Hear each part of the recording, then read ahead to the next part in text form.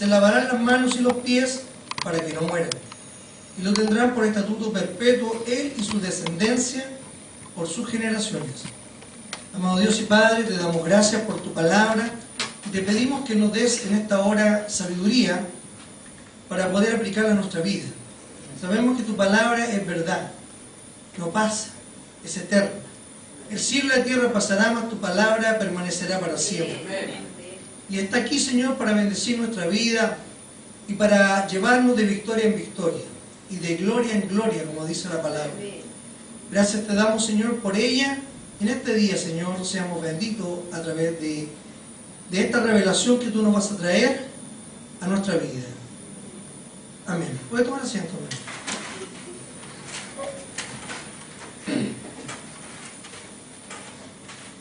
Bien. Como parte del ciclo que estamos estudiando en la iglesia, vamos a hacer una aplicación también de esta escritura a nuestra vida. Todo lo que el Señor le mostró a Moisés en el desierto tiene una enseñanza y una realidad a nuestra vida y una aplicación real. Cuando Moisés sube al monte, 40 días y 40 noches, no tan solo Dios le muestra o le entrega los 10 mandamientos, sino que todas estas cosas que Dios le revela allá arriba, le habla de esta fuente de bronce, dentro de muchas cosas que Él le muestra ahí, y dentro de todo lo que Dios le mostraba a Moisés, muchas cosas se las dio por medidas, pero la fuente de bronce solamente se la mostró, no le dio medidas, se la mostró solamente. Por lo tanto, yo pensando en esto, me acordé de una máxima. ¿Usted sabe lo que es una máxima? O un principio, a veces lo conocemos como principio, como máxima. Cuando Dios habla mucho de algo en la Biblia, es porque a Dios le interesa. Y cuando Dios habla de poco, o muy poco de algo en la Biblia, es porque a Dios poco le interesa. Es como nosotros. Cuando a nosotros algo nos interesa, hablamos del tema y hablamos del tema porque nos interesa, ¿cierto? Hay personas que, no sé, les gustan las plantas. ¿Y cuál es su tema predilecto? Hay personas que les gusta de ropa. ¿Y cuál es su tema? Ropa, ¿cierto? No sé, ¿qué le gusta a usted? ¿Cuál es su hobby? ¿Cuál es su inclinación? De eso es lo que usted va a hablar, ¿cierto? ¿Y cuál es la inclinación de Dios en toda la Biblia? Jesús dice, en los negocios de mi Padre me conviene estar. El negocio de Dios son las almas. Y Dios siempre va a hablar de la salvación del hombre. Ese es el negocio de Dios. Dios siempre va a hablar en toda la Escritura del plan de salvación. Por lo tanto, no es que a Dios se le haya olvidado decirle a Moisés cuánto medía esta fuente. No se le olvidó, sino que uno podría suponer que lo dejó a criterio de Moisés. No, tampoco. Sino que a Dios no le importaba la parte externa de esto, sino que a Dios le importaba la parte interna de este objeto. Y para poder entenderlo, este objeto estaba ubicado en la primera parte del tabernáculo, y en el tabernáculo donde estaba la presencia de Dios prometida, porque Moisés le dice a Dios, si tu presencia no va con nosotros, yo no voy a ninguna parte. Si tú no estás conmigo, yo no voy. Entonces Dios le dijo, bueno, voy. Hizo el tabernáculo. Y Lo primero que había ahí era donde se hacían los sacrificios de los animales que todos conocemos, que era el altar del sacrificio, y también en ese mismo lugar estaba este instrumento o este lugar que era la fuente de bronce donde había agua, y donde la palabra dice que el sacerdote tenía que lavarse constantemente las manos y los pies, no tan solo cuando oficiaba los sacrificios, sino que cuando tenía que entrar a la presencia de Dios a ofrecer el incienso, tenía que lavarse los pies y las manos para poder entrar, para que no muriese.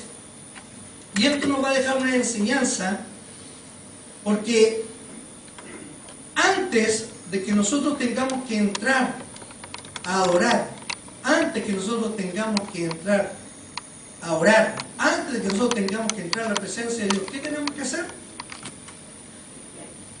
Limpiarnos. Antes de entrar a ministrar, limpiarnos. Porque la palabra dice, ¿qué sacamos con ganar todo el mundo si perdemos nuestra alma?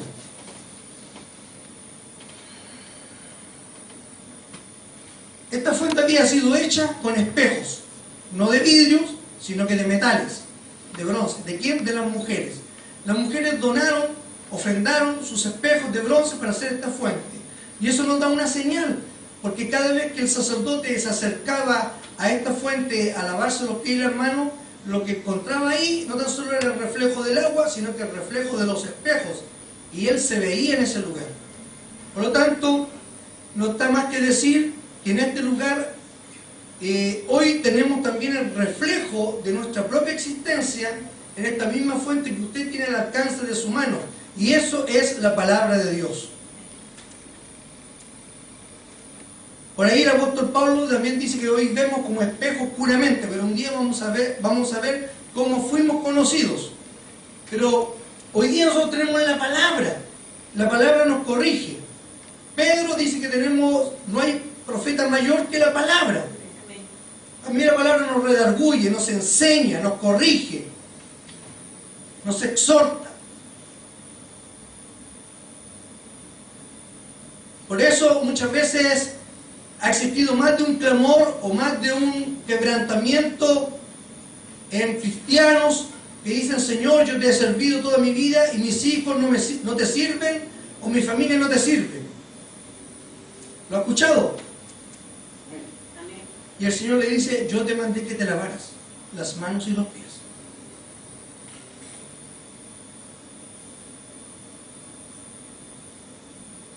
¿Se entiende lo que quiero decir? Porque si no leemos la palabra, si no entendemos lo que Dios nos dice por la palabra, va a venir muerte. Y el Señor no quiere que venga muerte sobre nuestra vida, ni sobre la suya, ni sobre la mía. Porque la palabra dice: sin santidad nadie verá al Señor. No podemos entrar al Santo Santorum, a la presencia de Dios, si no estamos limpios. Ahora bien, la palabra dice que Aarón, antes de ser investido como sumo sacerdote, él fue lavado completamente y después fue vestido. Y yo quiero que usted busque en su Biblia Tito 3:5, que es la palabra que habla en el Nuevo Testamento acerca de este mismo evento que sucede en todo cristiano. Tito, ya tengo que sacar los lentes, 3:5. Timoteo, Tito.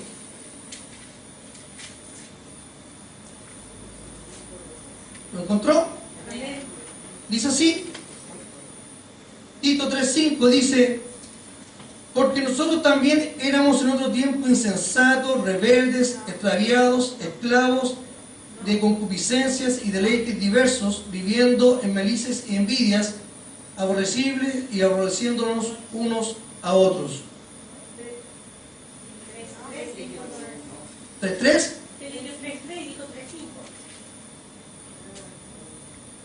Perdón, 3:5. Sí, está bien. Gracias por la corrección. Nos salvó no por obras de justicia que nosotros hubiéramos hecho, sino que por su misericordia, por el lavamiento de la regeneración y por la renovación en el Espíritu Santo. Cristo nos lavó lo que nosotros conocemos como el nuevo nacimiento. Solamente una vez, no se nace todas las veces, se nace una sola vez. El sumo sacerdote, Moisés, lo lavó, le puso las vestiduras, lo ungió, y de ahí para adelante fue sumo sacerdote toda la vida. Lo que sí tenía que hacerse era lavarse las manos y los pies cada vez que él oficiaba en los sacrificios y en la ofrenda de el incienso, y cada vez que entraba al Santo Santorum. Jesús le dijo a los apóstoles en la Santa Cena, él se ciñó la toalla y le empezó a lavar los pies. Y Pedro le dijo: Señor, ¿cómo tú me vas a lavar los pies a mí? Y él le dijo: si no te lavo los pies, no tendrás parte conmigo en el reino. Entonces Pedro le dijo: no solo los pies, la cabeza, lávame todo. Y dijo: no, el que está limpio, solamente los pies. ¿Por qué? Porque usted y yo, hermanos, vivimos en un mundo que usted quiera o no quiera, al salir se va a contaminar por lo que escucha, por lo que toca, por lo que pisa. Se va a contaminar y tiene que lavarse. Si no se lava, no puede entrar a la presencia de Dios con el polvo de sus pies. Porque Dios le dice a Moisés: Moisés, 2 veces, Moisés, saca el calzado de tus pies, porque el lugar en que estás santo es. ¿Acaso Dios se cuidaba de los zapatos de Moisés? ¿No? Génesis dice que la serpiente comerá polvo. ¿Acaso la serpiente come polvo? No. Dios le dio autoridad a la serpiente de comer ¿qué cosa? Seres humanos, hombres, usted y yo. Porque del polvo fuimos tomados y al polvo volveremos. La contaminación, el simbolismo del polvo. ¿Se entiende lo que estoy diciendo? Cada vez que usted se levante en la mañana o cada vez que usted se vaya a acostar, tiene que lavarse. Porque después el polvo, ¿sabe lo que se transforma? En una palabra bien fea: piñel. El polvo no cuesta nada sacárselo. Usted cuando tiene un auto le pasa un pañito y sale. Cuando no limpia el auto bien, después eso tiene que echarle jabón, agua caliente, manguerearlo. Y el piñel pasa lo mismo. Después hay que pasar una paleta de choclo para sacarle el piñel. Entonces, hermano querido, cuando usted lee la palabra es como un espejo. Es una cosa personal entre usted y Dios, en el cual uno se mira y se encuentra falto.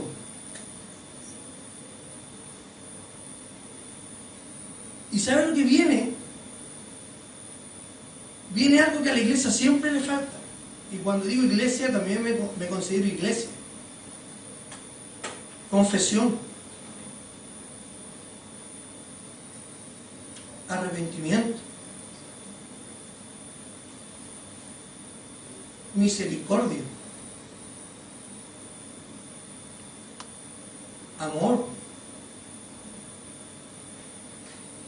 Porque todas esas cosas se van alejando cuando la persona no se encuentra reflejada con nada. Eso es ego. Pero cuando uno lee la palabra se da cuenta cuán lejos está de lo que Dios le está pidiendo. Y ahí uno pide perdón y pide misericordia. Y cuando le es concedida, porque la palabra dice que Dios es amplio en concedernos de su amor, de su gracia. Que Dios nos ayude. Amén. Entonces todos tenemos un nuevo nacimiento, y si usted no lo ha tenido, pídaselo al Señor, que Él es amplio en esta gracia y en esta misericordia. Quisiéramos que leyéramos otro texto.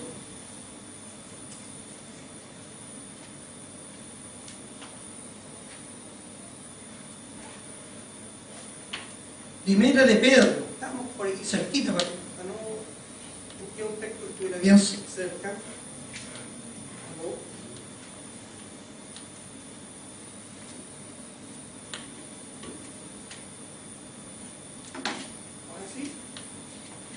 Ahora sí.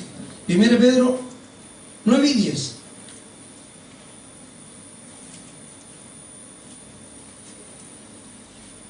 Dice, obteniendo el fin de vuestra fe, que es la salvación de vuestras almas. ¿Cuál es el fin de nuestra fe, hermanos? La salvación de nuestras almas. Los profetas que profetizaron de la gracia destinada a vosotros inquirieron y diligentemente indagaron acerca de qué cosa, de esta salvación. ¿Qué dice Santiago? Santiago 1:19. Por esto, mis amados hermanos, todo hombre sea pronto para oír, tardo para hablar, tardo para irarse, porque la ira del hombre no obra en la justicia de Dios. Por lo cual, desechando toda inmundicia y abundancia de malicia, recibid con mansedumbre la palabra implantada, la cual puede salvar vuestras almas. Pero sed hacedores de la palabra, y no tan solamente oidores, engañando a vosotros mismos. Porque si alguno es oidor de la palabra, pero no hacedor de ella, este es semejante al hombre que considera en un espejo su rostro natural, porque él se considera a sí mismo y se va, y luego olvida cómo era. Mas el que mira atentamente en la perfecta ley, la de la libertad, y persevera en ella, no siendo oidor olvidadizo, sino hacedor de la obra, este será bienaventurado en lo que hace. Si alguno se cree religioso entre vosotros y no refrena su lengua, sino que engaña su corazón, la religión del tal es vana. La religión pura y sin mácula delante de Dios el Padre es esta: visitar los huérfanos y las viudas en sus tribulaciones y guardarse sin mancha del mundo. Cada vez que Santiago y Pedro hablaron de estas cosas, y Pablo también, pensaron en este instrumento, en la fuente de bronce. En eso estaban pensando. Era de espejo y tenía agua. ¿Se entiende, cierto? Bien. Siempre la palabra, los predicadores, los pastores, los profetas nos invitan a buscar el rostro de Dios, ¿correcto? Pero hermano, no podemos entrar a la presencia de Dios si no estamos santificados. No podemos entrar a la presencia de Dios si estar santificados si no tenemos esta limpieza, esta búsqueda. Ustedes hoy día vienen a buscar al Señor.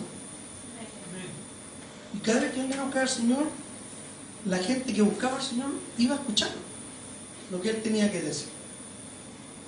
Porque una palabra tenía, una palabra de verdad. Pedro dice: ¿a quién iremos a otro si tú tienes palabras de vida eterna? Bien, y con esto quiero terminar. Es tanto, la palabra en sí es tan maravillosa, tan perfecta, habla por sí misma, tan elocuente, que la palabra dice que Jesús nos abrió un camino, que Él nos abrió el camino.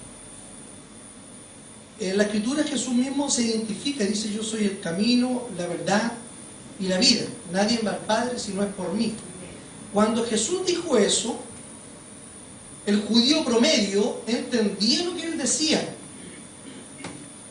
Y el judío promedio entendía que la tradición judía decía que cuando Moisés instauró el tabernáculo, la primera puerta se llamaba el camino. cuando el judío pasaba la primera tela, era el camino, y te llevaba al altar de los sacrificios de los animales y a la fuente de bronce. La segunda tela se llamaba la verdad, que te llevaba a la mesa de los panes y al candelabro. Y la tercera tela era la vida, que te llevaba al Santo Santorum. Jesús dijo: yo soy el camino, la verdad, soy la primera tela, soy la segunda tela, soy la tercera tela, en la que llega al Padre. Pero no tan solo dijo eso al Señor, sino que cuando Jesús fue a la cruz del Calvario, Él muere ahí, como sacrificio perfecto. Todos hemos visto esa parte, ¿cierto? Pero no sé si usted ha leído la Escritura, que dice que llegó a oídos de Poncio Pilato que Jesús había muerto. Y él dice: ¿cómo? ¿Tan rápido? ¿Ya murió? Entonces le dio la orden de que un soldado lo traspasara. ¿Ha leído esa parte de la Escritura? Y dice que un soldado romano tomó una lanza y lo traspasó. Y dice que de su costado salió sangre y agua.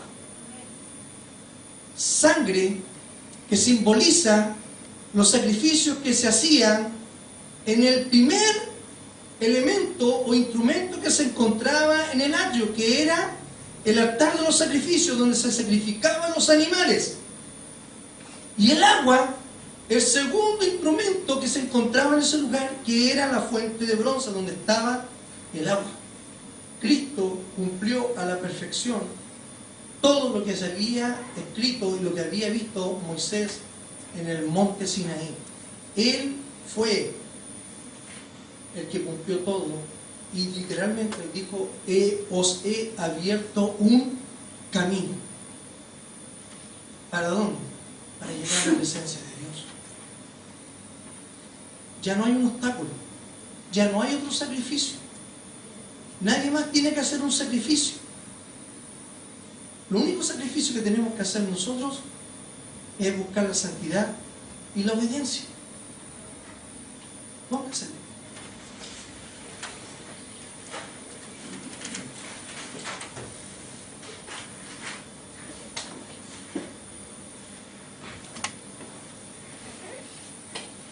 Dice la palabra que mayores cosas que yo, vosotros podéis hacer, dice la palabra, ¿no? Porque yo voy al Padre. Así que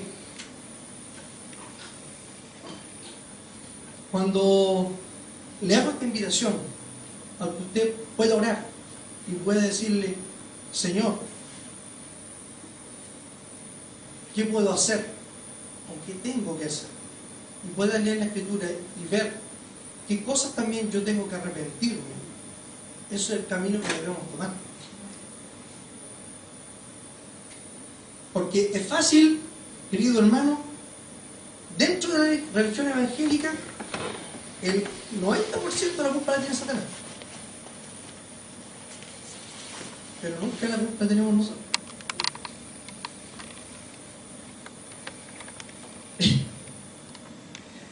Entonces, si las cosas no marchan bien, hay que preguntarse: ¿por qué no marchan bien? ¿Se entiende? A lo mejor no estamos haciendo nosotros las cosas que el Señor nos dijo que camináramos por este camino. Estamos yendo por otro camino, por el atajo, a la chilena. El chileno siempre encuentra un atajo, para todos encuentra un atajo. Que nos ayude el Señor a hacer las cosas como corresponde, a hacer las cosas bien, a hacer las cosas. Si hay que hacerlas por el camino largo, pero hacerlas como corresponde. Y de esa manera Dios va a responder su oración.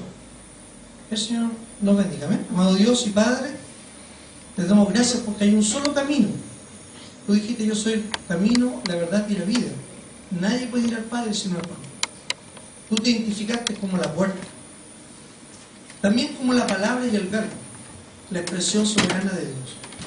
Señor, en esta hora, Señor, hemos podido ver este este elemento, la fuente de bronce, Señor, que a la cual se tenía que poner el agua, y solamente los hijos de Aarón podían lavarse las manos y los pies ahí. Qué maravillosa palabra es cuando los evangelistas, los profetas, dicen que nosotros somos nación santa, pueblo adquirido por Dios, somos sacerdotes, levitas, pero debemos lavarnos ahí. No podemos saltarnos la fuente de bronce. No puedo pasar directamente al Santo Santorum, no puedo pasar al altar del incienso, no puedo pasar a tu presencia, porque puedo morir. Tú le dijiste a Moisés, para que no mueran, tienen que lavarse. Ayúdame, Señor, a no saltarme ninguna etapa de este caminar. Ayúdame, Señor, a entender y a reconocer, a ser de bendición. Y lo más importante, ser bendito delante de tu presencia. Gracias te damos, Padre. Perfecciona la obra a la cual nos has llamado. Bendice mi vida, Padre, para que tu bendición no se pierda, sino que pueda caer en buena tierra y yo pueda dar fruto 100 por 1. Gracias, Señor, por tu palabra, por todo lo que tú hiciste en el sacrificio en la cruz y por todo lo que tú vas a hacer con esta iglesia. Amén. Gracias, Señor, porque lo creemos. Sí, Señor. Gracias, Señor, porque proclamamos el año agradable de Jehová. Amén. Creemos, Padre, que tú vas a dar libertad al cautivo, Amén. Sí, Señor. libertad al que está en la cárcel. Amén. Vas a soltar ligaduras de opresión, vas a cancelar toda deuda, vas a, Dios mío, a bendecir, Padre, pero no queremos que esa bendición se pierda, sino que la iglesia avance de victoria en victoria. Padre, te damos gracias en esta hora, porque para ti será toda gloria, honra en Cristo Jesús, nuestro Señor y Salvador. Amén. Dios le bendiga.